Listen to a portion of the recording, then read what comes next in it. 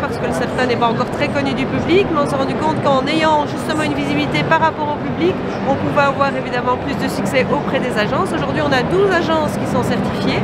On espère en avoir bien plus d'ici la fin de l'année. Et on sent vraiment un intérêt des gens qui viennent nous voir, qui se demandent c'est quoi une agence certifiée, pourquoi passer par une agence de voyage.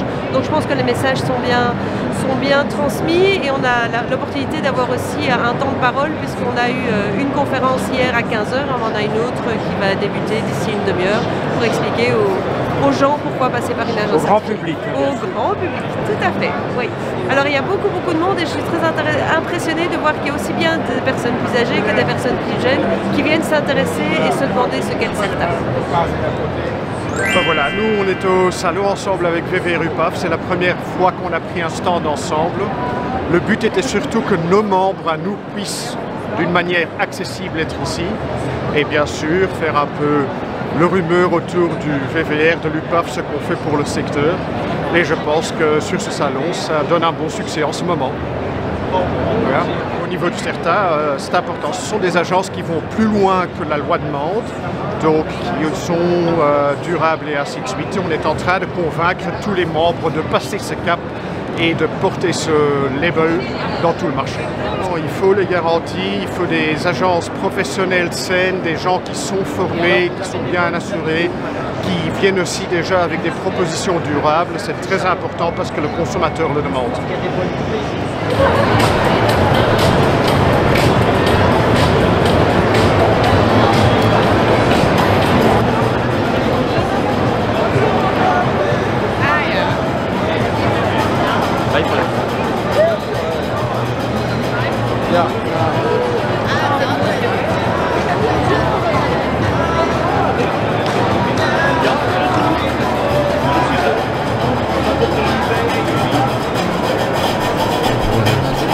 Nee, zo'n familiebril met al die drankje. Absoluut. Je moet van die brandy, TUI of coach. Ah, dat was wel super lief. Et proficiat des schatjes. Qu'est-ce qui est nouveau chez Riou? En fait, on va ouvrir 2 hôtels à l'île Maurice en mois de mai, fin mai, début juin. Donc le Riu Turquoise qui sera un hôtel pour les familles et juste à côté le Riu Palace. L'île Maurice, voilà. Et donc on a remplacé par un hôtel Palace uniquement adulte et un hôtel pour les familles, le Riu Turquoise.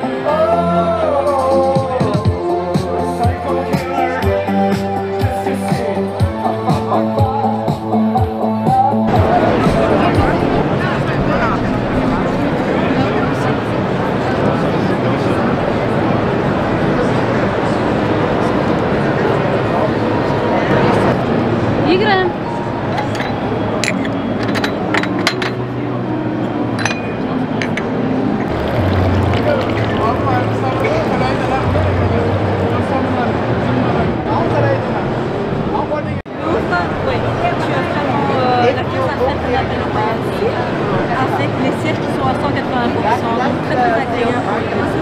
Ce sont des sièges. C'était dans les années 70.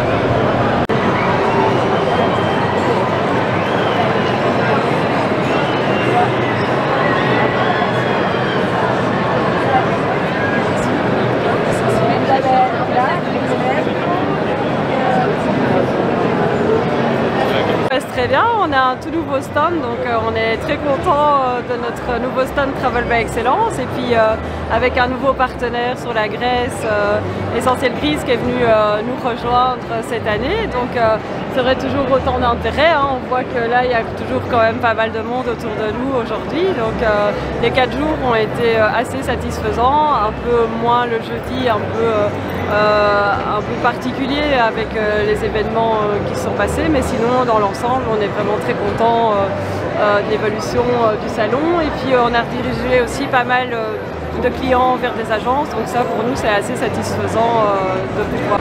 Mais effectivement, puisqu'on n'a aucune vente en direct, donc nous notre partenariat est clairement à 100% avec les agences, et c'est tout à fait normal. On a besoin de leur aide aussi pour continuer sur la lancée des informations qu'on a pu communiquer au salon et d'avoir le suivi avec nos agences partenaires. Donc oui, on a souvent laissé un petit message aux clients sur la brochure pour les rediriger vers soit leur agence quand ils en avaient déjà une, soit vers une nouvelle agence, parce qu'on a quand même eu aussi pas mal de clients qui ont l'habitude de travailler eux-mêmes, d'être tout fiers de nous dire qu'ils vont travailler eux-mêmes leurs projets en ligne, et en leur expliquant que nous on est là pour les aider à faire ça avec eux et d'améliorer leurs projets, ils sont assez contents. Et donc suite à ça on les dirige vers une toute nouvelle agence qu'ils n'ont encore jamais rencontrée, et on espère que ça évoluera sur un chouette projet. Ouais. Ça se passe très bien, on voit qu'il y a beaucoup de l'intérêt, il y a les gens qui posent beaucoup de questions, et en même temps ils veulent partir et ils veulent déjà planifier à l'avance leur voyage. Alors voilà, c'est... Quelle est la destination qui marche le mieux en Amérique du Sud? Pour l'instant c'est le Costa Rica. Costa Rica? Oui, c'est fort demandé, et on conseille à nos clients de vraiment réserver à l'avance car la destination est très prise pour l'instant. Ouais. Oui, voilà, le salon de vacances c'est super, on a quand même eu beaucoup de monde. Pour nous c'est la première année qu'on travaille sur le salon de vacances avec le groupe Travel by Excellence. Je suis très contente, absolument. Les gens sont intéressés par la Grèce. Absolument. Quelle est la destination à la mode en Grèce? En fait, chez nous, c'est surtout les circuits en voiture de location, les combinés d'île en île, et on a beaucoup de demandes pour toute la Grèce en fait. Donc il y a beaucoup de demandes pour les voyages individuels.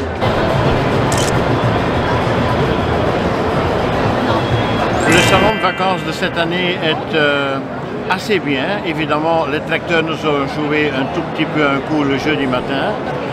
On a récupéré tous ces clients le vendredi. Samedi et aujourd'hui, on a plein de monde.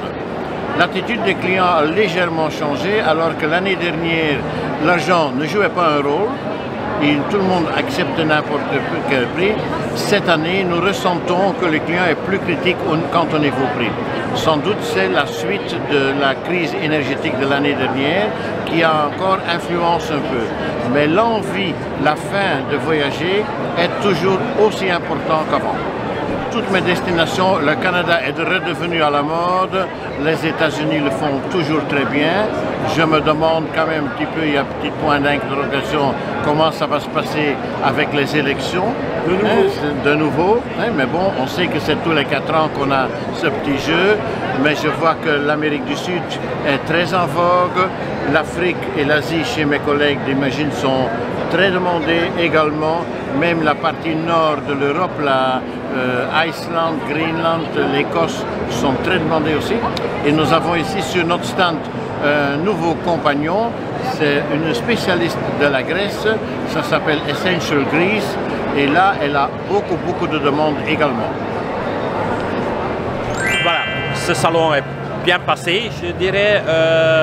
Malheureusement, première journée, le jeudi, avec les embouteillages, tout ça, c'était difficile. Il n'y avait pas beaucoup de monde. Vendredi, c'était mieux, mais ce week-end, ça cartonne. Hein. C'est tout le temps, du matin 10h jusqu'à 5-6 heures le soir, on est occupé. On est à 4 personnes ici, d'imagine, et tout le temps, on est occupé. Samedi c'était complet, full, et maintenant dimanche très bien aussi, et je pense qu'on n'aura pas plus beaucoup de brochures à amener à notre maison, le stock sera épuisé.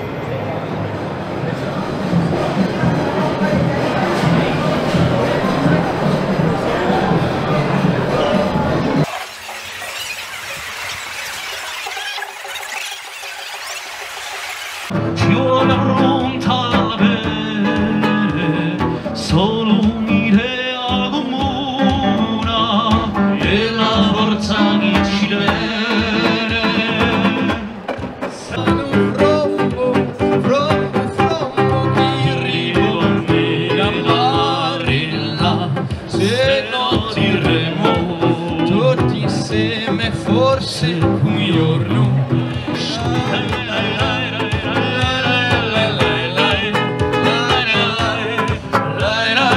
Oh mais ça va, c'est calme, c'est très calme. Mais la Corse reste quand même la plus belle destination, je pense, sans être chauvin. Oui, relativement calme aujourd'hui, et comme les autres jours, mais en principe un bon salon, je pense. 65e édition, en effet. Alors, contre toute attente, c'est un énorme succès. Je dois vous avouer qu'on s'attendait au pire avec les manifestations des agriculteurs jeudi. Et s'il est vrai qu'on a vu une petite baisse de fréquentation jeudi, les allées étaient quand même remplies. Et alors vendredi, samedi, dimanche, là c'est un réel succès. Nous dépassons les chiffres de 2023. Donc 2024 est un vrai succès pour le Salon des Vacances. Alors là, on a franchi justement, il est 16h je pense, voilà 16h, on a franchi le cap des 75 000 visiteurs pour cette édition, cette 65e édition. Donc un très beau chiffre.